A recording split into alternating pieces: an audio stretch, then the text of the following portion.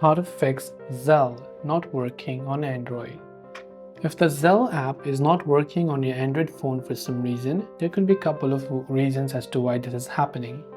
The first is to ensure that your internet connection is working just fine. So if you're using Wi-Fi, try to switch to cellular data or vice versa.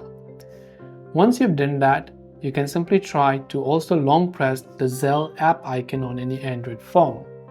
Tap on the eye icon, which is going to take you to the app information page.